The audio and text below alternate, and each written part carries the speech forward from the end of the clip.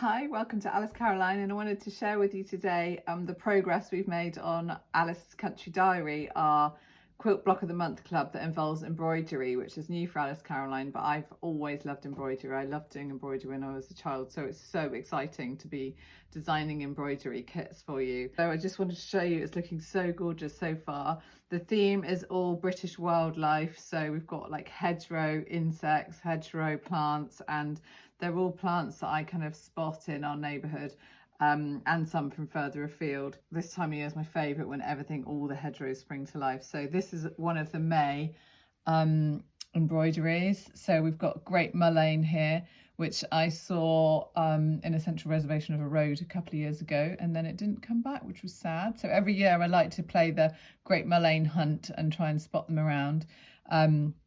A really important food source to a particular type of caterpillar and a useful medicinal plant.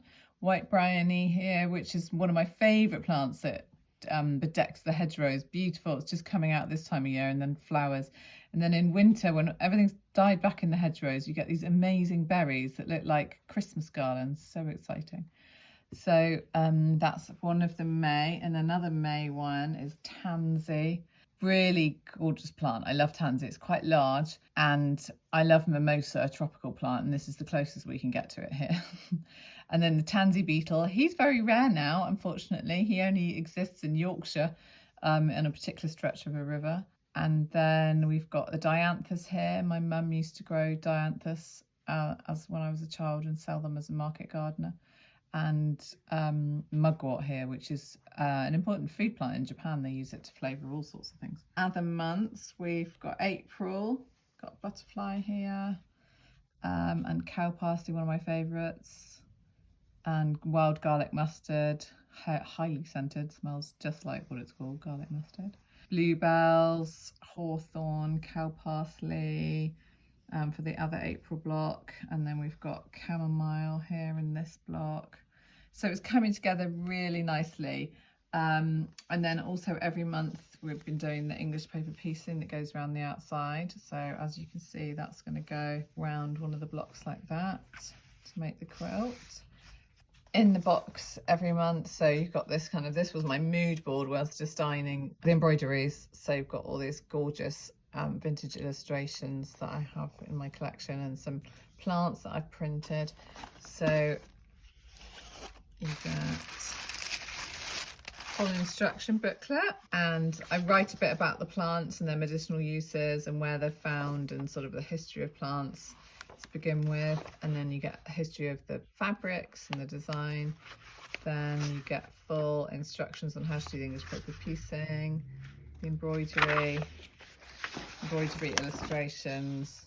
So showing you, we take you through, in the first month we take you through all the different techniques, and then in the subsequent months you carry on with embroidery.